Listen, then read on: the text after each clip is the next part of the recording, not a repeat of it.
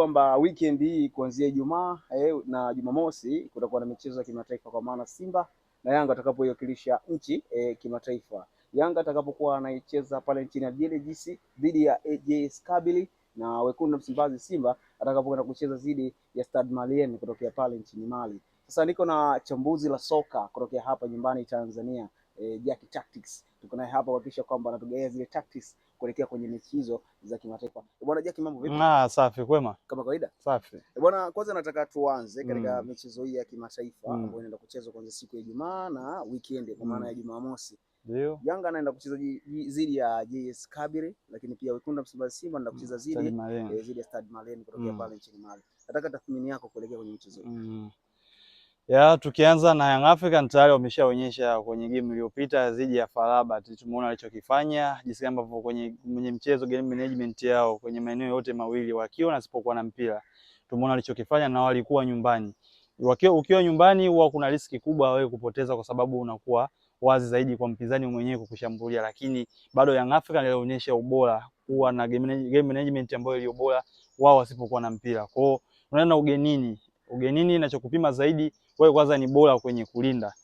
Yes, Young African alionyesha hicho kwenye game iliyopita. Ana hiyo roho ya uvumilivu, kuvumilia shida yoyote ile ambayo nakutana nayo kwenye game.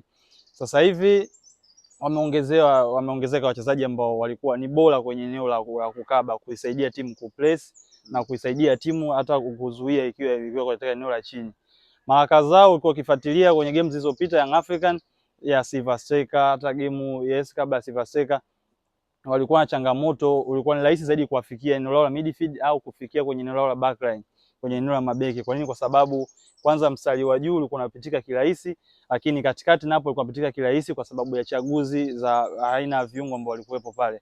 Unaanza na kina Duke Abuya, kina Dumbia, Maxi, hawa wote kidogo hawakupatia ubora timu isipokuwa na mpira. Lakini ongezeko la Mudathir haya, umeona kile alichokifanya dhidi ya FAR Rabat, ndio kitu ambacho amekuwa kikifanya kwa msimu uliopita akiwa na Gamondi na kwenye mechi tofauti tofauti. Hata game ya Simba na Yanga kama unakumbuka msimu uliopita game ya mwisho, Mudathir alitumika kama namba 10. Namba 10 lengo kubwa tu kumweka karibu na mstari wa mwanzo wa Simba wakiwa wanaanzisha mashambulizi yao. Na hiyo kwa Mudathir jinsi ambavyo chaguzi ililipa. Kwa kumweka Mudathir akawa anasaidia kwenye pressing. Na ndio maana Simba mara kadhaa akawa anapiga mpira mirefu kwa sababu ameshindwa kuendeleza hapa chini. Kwa dhidi ya FAR Rabat tunaona FAR Rabat walikuwa na changamoto nyingi kuanzisha mpira kuanzia eneo la nyuma. Kwa nini? Kwa sababu tayari Mudathir alikuwepo, kiongozi, yeye ndio kama dira, ni mchezaji ambaye amekuwa bora kwenye ile eneo. Kwa hiyo unaelekea kwenye game ya kimataifa, unaelekea ugenini. Kwa tayari Yanga ana tayari kitu cha kuanzia kwenye hilo, kwamba ni bora kwenye eneo la uzuiaji. Kinachobakia zaidi ni kwenye eneo la transition. Unafunga vipi ukipata mashambulizi fulani ambayo unakuwa ni machache. Maana tusitegemei kuona kwamba Young African anaweza kaingia kwenye mchezo kutaka hivyo kuwa sehemu kubwa ya mchezo kwa kushambulia zaidi, yeye itakuwa kwenye ulinzi. Kwa upande wa Young African tayari ameshatuonyesha kilicho bora kwenye eneo la ulinzi. Ila kwa upande wa Simba naye ukimwangalia kwenye eneo la ulinzi kidogo kumekuwa na hizo changamoto. Changamoto kadhaa hizo naweza kusema hazijaanza tu kwa huyu kocha. Zimeanza hata kwa Fadu Davis. Unakumbuka msimu uliopita mara kadhaa, ukiacha hata game za kimataifa, game tu yeye na mwasimu wake Young African alikuwa anafunguka kirahisi kuanzia eneo la juu katikati kuja hadi kuikuta ile backline. Kwa hiyo kwenye game ambayo inafuata, naona kwamba bado Simba anatakiwa kuboresha zaidi kwenye eneo lao la uzuiaji. Ukiangalia game tu mfano wa JKT ilikuwa rahisi wao kuwafikia, wanabaki kwenye backline yake na kwa inabakia wachezaji takriban wawili ambao kwa mpinzani kama anashambulia zaidi wachezaji watatu inakuwa ni rahisi. Acha hiyo game ya Gaborone kama unakumbuka, goli ambao Simba waliruhusu ilitokana na penalty ambayo ilisababishwa na nini? Ngao yao eneo la mwisho ilikuwa na wachezaji wachache ambao takriban wawili. Mwisho wa siku Chamoka la bwana anakuja kufanya madhambi kwenye box, inapatikana penalty ambao ndio unakuja unaruhusu. Kwa hiyo ukiacha hiyo game unaenda kuangalia game ambayo tena imepita hapa, Simba napo ameruhusu goli. Angalia backline yao ilikuwa imebaki ndani kwa wachezaji wangapi? Kabla ya backline, alifanya makosa Mligo kule. Kama amefanya makosa, nani ambaye anakuja kusawazisha ile kosa? Ninatakiwa kwa eneo la kiungo. Eneo la kiungo nani alikuwepo? Ilikuwa ni Kante. Sio Kagoma kidogo ambaye huwa anakupatia ule ubora timu isipokuwa na mpira, kuania mipira. Kante hakuwa kwenye nafasi. Kwa hiyo tayari hapo Petro di Rwanda akawa na ule uwazi na muda wa kufikiri. Mchezaji ambaye alikuwa anafanya movement, mwisho wa siku anatoa pasi, ana strike, mwisho wa siku anajifunga Simba. Kwa kwenye eneo la backline naona bado Simba anahitaji kuboresha zaidi, na unaelekea kwenye game ya kimataifa anakuwa na vitu viwili. Kitu cha kwanza amepoteza mechi ya kwanza. Kwa hiyo atahitaji kuwa bora kushambulia na atahitaji kuwa bora kulinda. Kwa tofauti na mwenzake Young African ambaye yes tayari ameshapata kitu, akienda kule anaanza kwanza na kitu cha kwanza kwenye eneo la ulinzi. Ukiona una fikra mbili kwenye kitu chochote, kwenye maamuzi yote, hata kwenye maisha ya kawaida, lazima tu kutakuwa kuna ucheleweshaji wa kitu na ufanisi utakuwa unapungua. Kwa hiyo kwa Simba bado naona hiyo changamoto, na ambao kwangu mimi ninaweza nikaipa room ya kwamba kocha anahitaji kuboresha zaidi kwenye race defense. Yaani wachezaji ngao ambao wanakuwa wanabakia kwenye eneo la ulinzi. Tumekuwa tunaenda kushambulia, tunahitaji kushambulia, ila tunabakia vipi kwenye eneo la ulinzi? Kwa hiyo Simba wanaweza kuboresha hapo, na hicho inaweza ikafanyika kwa vipi? Kwenye system ukiangalia huyu kocha Pantev sasa hivi kwenye eneo la backline anapenda hata timu ikiwa na mpira mara kadhaa ni mafuba, anaanza na wachezaji watatu eneo la chini, ambapo kiungo mmoja anajiunga na mabeki wawili ambao ni Lucian Delok na Wilson Nangu. Kwa hiyo wanakuwa wachezaji watatu. Kwa kama anahitaji timu iwe bora kwenye eneo la ulinzi, basi ile defense baki na hawa wachezaji watatu cha kwanza, lakini mbele yao kuna kiungo ambaye ni bora kwenye eneo la uzuiaji. Kwa hiyo hii inaweza ikawa imemsaidia kwenye game ambao wanaelekea hapo, lakini tofauti na hapo cha kuongezea zaidi ni kwenye eneo la mashambulizi.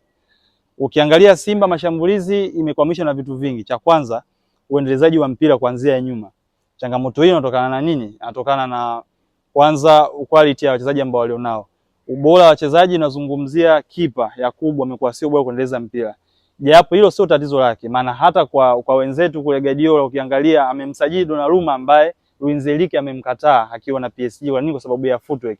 Yeah. Ila Luis Enrique alikuwa anaficha pipi madhaifu yake. Alikuwa anamtumia Vitinha kuja kukaa kwa ukaribu, kupokea mpira pindi ambapo unakuwa unaanzishwa. Kwa Simba nao anafanya vipi? Game ya Petro alituonyeshea mfano huo. Kuna wakati ilikuwa inashindikana kuanzisha mpira kuanzia eneo la chini. Kwa hiyo alichokuwa anakifanya ni Kante akawa anashuka kuja kupokea mpira. Pindi ambapo move inaanzishwa, anapokea mpira, anaanzisha. Kwa hiyo kwenye sehemu ya awali hapo ushaficha udhaifu wa Yakubu. Kinachofuata zaidi ni kwenye eneo la katikati hapa. Kwa sababu Kante ameshuka kwenye eneo la huyu kipa. Kwa hiyo tumemuondoa kiungo mmoja kwenye eneo la kiungo. Kwa hiyo hapa idadi inakuwa imepungua. Ndio maana Simba ikawa na changamoto kuendeleza mpira eneo la chini. Kilichobakia zaidi ni nini? Kupiga mipira mirefu. Ambayo mipira mirefu Simba alikuwa afanikiwi kuiwini. Kwa nini? Kwa sababu ya sifa za wachezaji waliokuwepo pale, sio hodari kwenye ile eneo kuania mipira ya juu. Alianza Mutale, Mpanzu, wote sio bora kuania mipira ya juu. Kwa kama ni hivyo, nini kifanyike basi kwa upande wa Simba? Kama unaamua naenda kwenda na mipira ya juu, au kabla kwenda mipira ya juu, kwanza kutibu hili tatizo la eneo la kiungo.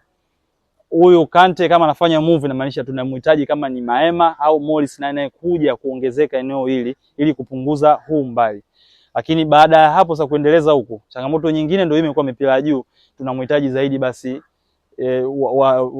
sasa hivi tunaona Seka ambaye amekuwa akimwanzisha mara kadhaa hata nje, sema ni Mwalimu japo amekuwa na hizo changamoto. Yeye Jonathan Soa kidogo ambaye anza kupatia hicho kilicho bora timu, isipokuwa ikiwa na mpira, ikiwa anapiga mipira ya juu, kwa sababu anaweza kutuliza mpira yes na kushambulia kuanzia hapo. Kwa japo ukiangalia kocha ni kama vile hapendelei kucheza na maseka asilia.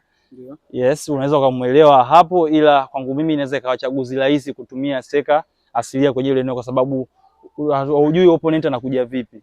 Hata game ya Petro di Luanda sio tu kwamba Simba alikuwa na changamoto zake mwenyewe akiwa na mpira, ila Petro di Luanda kuna muda alikuwa bora kumzuia Simba asiendeze mpira kwenye eneo la chini. Kwa hiyo anatarajiwa kuboresha kwenye eneo, lakini eneo la mwisho ni eneo la ubunifu, utengenezaji wa nafasi, ambapo hapo utengenezaji nafasi kuna maeneo kwanza, eneo la pembeni, eneo la kushoto, Mligo anatakiwa kuboresha huduma zake anazotoa, kupiga cross au kufanya safari eneo la kushoto ili kusaidia timu kufungua timu, kuitawanya mpinzani. Lakini upande wa kulia napo Kapombe anahitaji mtu mwingine ambaye ni bora kumpatia huduma ya pasi, ambaye ukimwangalia Kapombe mara kadhaa amekuwa anapenda zaidi kufanya safari ndani. Kwa hiyo unahitaji mchezaji ambaye anaweza kumpigia pasi. Ukimchezesha na Kibu inakuwa changamoto. Kwa sababu gani? Kibu sio pasa mzuri. Ukimchezesha na Morris ni pasa mzuri. Kwa hiyo anahitaji hizi huduma, Kapombe anahitaji hizi huduma. Lakini ukiacha hivyo, nazungumzia sasa huduma, kumhudumia Jonathan Soa au seka yote ambaye anakuwa kwenye eneo la boxi, Simba imekuwa changamoto hapo.